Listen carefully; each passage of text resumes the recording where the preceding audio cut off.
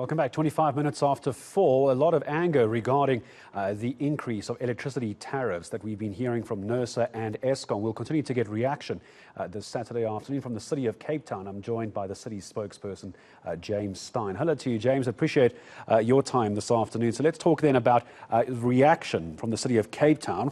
We'll get to what the plan is for the city going forward. But first of all, reaction. How angry is the city? Very angry. I think we've been angry from the beginning. When the Mayor Jordan Lewis got into office, it was one of the first fights that he took up. When the first announcement came, I think it was January 2021 or January 2022, and he made his intention very clear, calling the increases Eskom was applying to Nersa for as unjust and unaffordable. And we certainly continue to maintain that position. We think that Eskom is out of touch with the person on the street, and it's placing a massive burden on municipalities who are already struggling to keep up with the services we need to continue delivering. And at the same time, you've got increasingly unreliable electricity service. So we are very angry, but what does anger help? Yeah, what does anger help? Certainly. I do need to ask this as well, though. What would the response from the city be when we hear about how much money Eskom actually needs just to try and keep the few hours of power we get each day up and running? It would be an angle for an argument that they do need money and an increase because global costs of infrastructure equipment are going up as well, that they need more money to just at least do the bare minimum. What would your reaction be to that?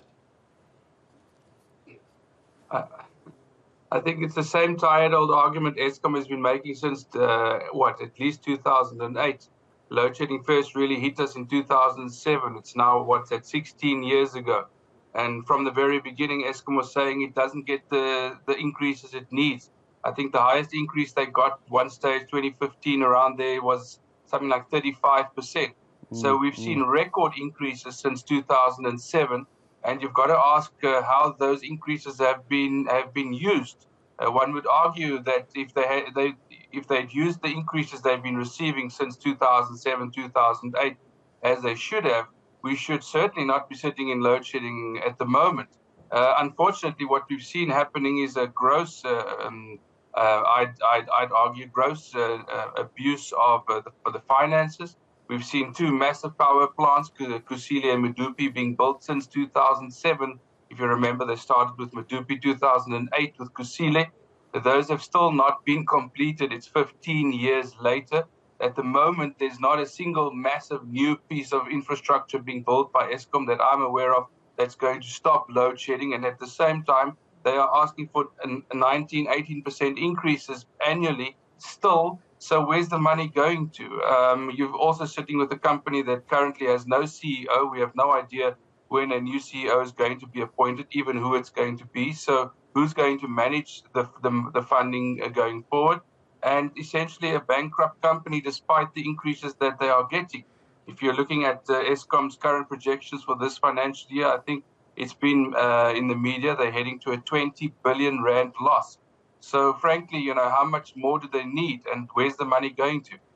Yeah, and with all of that in the public record as well, the question now has to be, how do all of us as South Africans, how do metros, how do cities begin to cut off their reliance on Eskom? So how does the city of Cape Town plan to do this exactly? What's the plan going forward?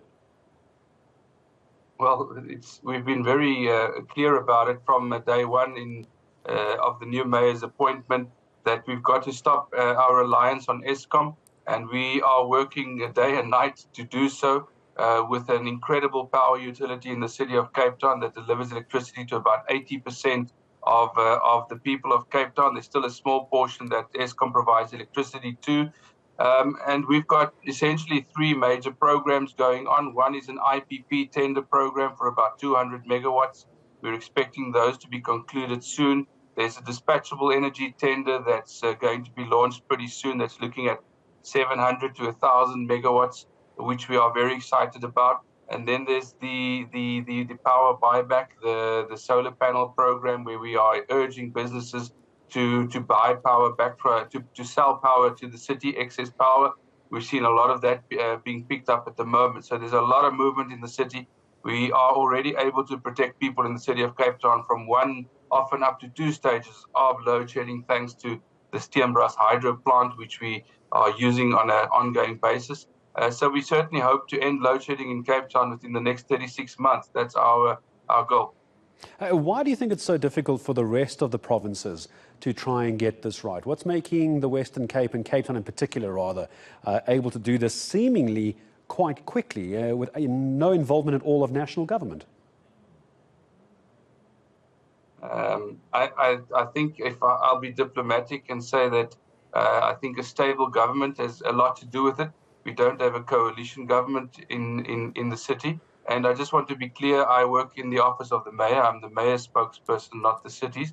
I think that a stable government in the city makes a massive difference. I think our finances are healthy. We've just received a clean audit for the only metro in the country to achieve that. So our finances are stable. And I think that we've got people in the city that are absolute experts. I'd go so far as to say that the city of Cape Town's power utility is arguably the best run power utility on the continent. And I know that sounds like bragging, but I stand by that comment. So you'd find that the infrastructure in the city is maintained to an exceptional standard.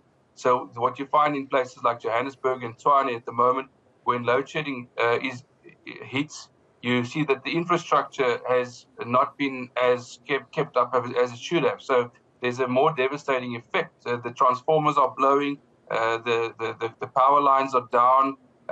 They've not been maintained perhaps to the standard that they should, and that certainly makes a massive difference. I think it's going to be a major cause for concern in many areas of the country moving forward as load shedding continues as it is. Just the state of the distribution infrastructure within the municipalities, and I think that in the city of Cape Town, that's a bit of a different situation. In a nutshell, those would be the things that I'd mention. It's a pretty big nutshell. James Styan, thank you very much indeed for joining us this afternoon.